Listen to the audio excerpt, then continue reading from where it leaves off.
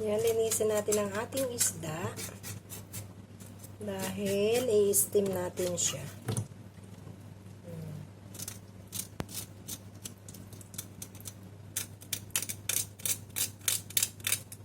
Tanggalin natin yung mga dugo-dugo dyan sa tiyan niya.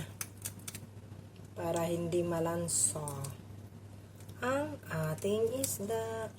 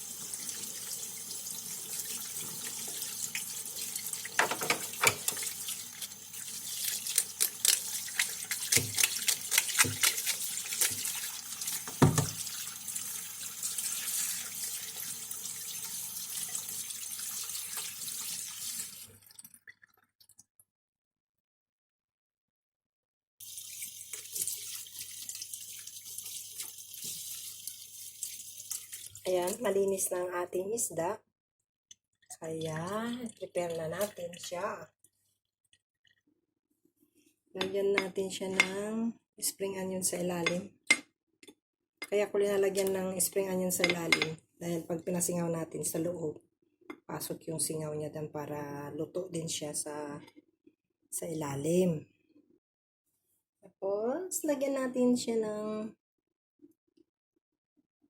luya na in-slice. Yan, para pantanggal ng kanyang lansa. Tapos, isang tabi muna natin bago natin siya i-steam. Mamaya na natin i-steam pag malapit na kakain.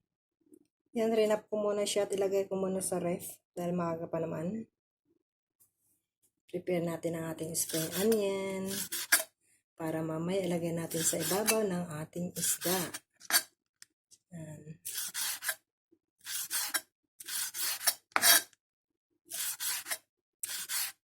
Lagyan natin ito kapag luto na yung isda. Buhusan natin siya ng hot oil sa ibabaw para maluto din. Tabi muna natin siya. Yan, meron tayong fish sauce dito. Ito ang gagamitin natin. Lagyan natin sa bowl. Yan, ito kasi ako gumawa ng sauce na nagdagan natin siya ng tubig kasi maalat.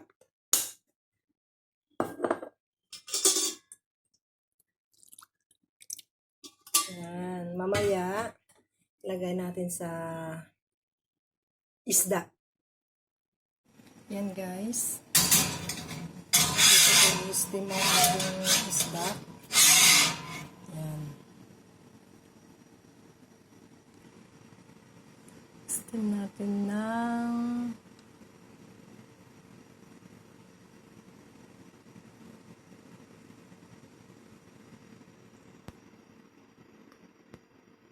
ayaw lumipat.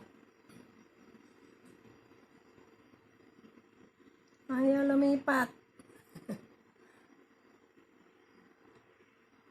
Ayaw pababa. Gusto niya pataas. Steam natin siya ng 7 minutes. 7 minutes lang yan. Okay na. Mas okay natin. Yan. Sa machine tayo mag-i-steam. Yan, steam ng ating isda. Kaya, tanggalin na natin siya dito. Tanggalin natin yung excess water. Yan.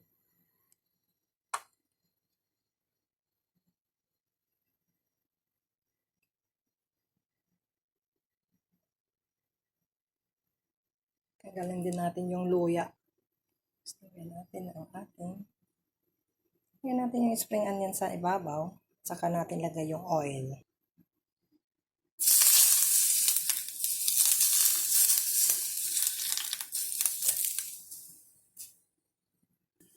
Lagyan natin yung ginawa nating sauce kanina sa ibabaw niya.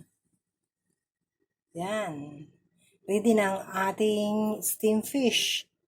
Ready to serve. Thank you for watching. See you next video again. Bye-bye.